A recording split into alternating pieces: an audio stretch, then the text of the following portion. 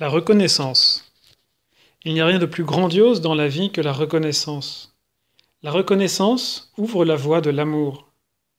Il n'y a rien de meilleur pour l'homme que d'être reconnaissant pour tout ce qui lui a été donné, d'être plein d'élan en travaillant pour la cause primordiale. La philosophie de la vie réside dans la reconnaissance. Rendre grâce à Dieu, c'est illuminer son mental, ennoblir son cœur. Il ne s'agit pas de remercier de façon mécanique, mais consciemment, en transformant l'amertume en douceur. La reconnaissance doit entrer dans l'âme humaine comme une nécessité, non pour un bref moment, mais pour toujours. Celui qui est toujours reconnaissant est un héros. Si elle n'entre pas dans vos cœurs, vous ne pouvez pas entrer dans le royaume de Dieu. La reconnaissance mène à l'amour. Apprenez à remercier pour tout. Chacun doit se demander s'il remercie pour tout ce qui lui a été donné. Si tous les hommes remerciaient pour ce que Dieu leur a donné, ils vivraient dans un accord parfait.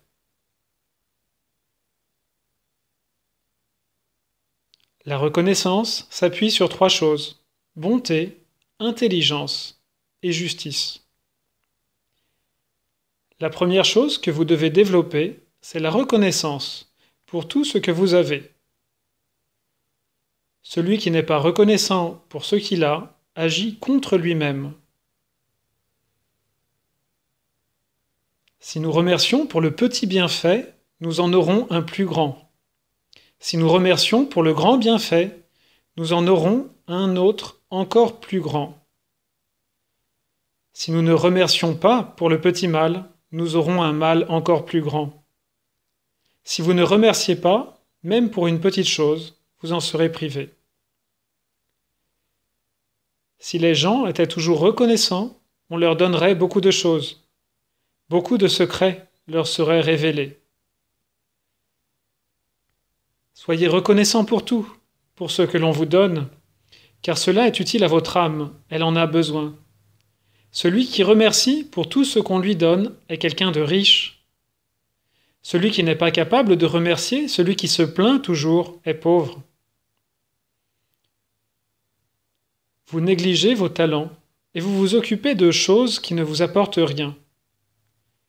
Il y a des années, un de mes amis avait exprimé des regrets d'avoir manqué une occasion de devenir ministre. Je lui ai dit: sois-en reconnaissant, si tu étais devenu ministre, 2 ans plus tard, tu allais croupir en prison. Quand tu te réveilles, remercie Dieu d'avoir dormi un peu, d'avoir pris un peu de repos. Tu seras en bonne santé si tu respires correctement. Remercie pour ce que l'air t'apporte. L'air est le souffle de Dieu. Remercions d'avoir un nombre incalculable de choses à manger. Vous rencontrez un homme qui, à première vue, sans raison, agit bien à votre égard.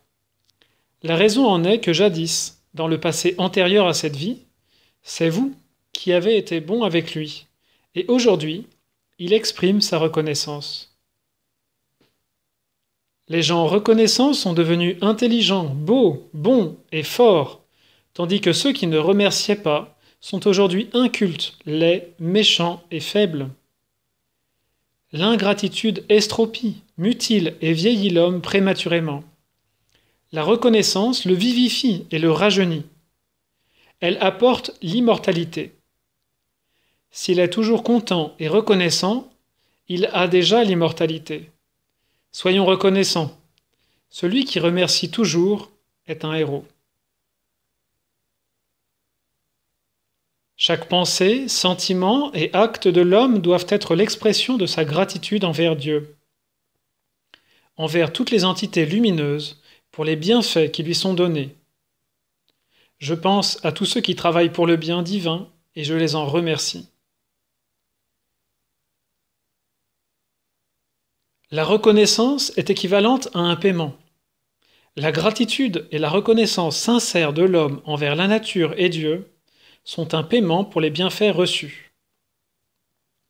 Celui qui ne remercie pas, qui n'est pas content, paie des amendes. C'est quoi les amendes? Des souffrances. Sans reconnaissance, un échange correct entre les hommes et les êtres supérieurs du monde intelligent ne peut avoir lieu. La reconnaissance est un genre particulier de matière lumineuse que l'homme envoie en direction du monde intelligent. En retour, le monde intelligent lui envoie de la lumière spirituelle qui éclaire sa route.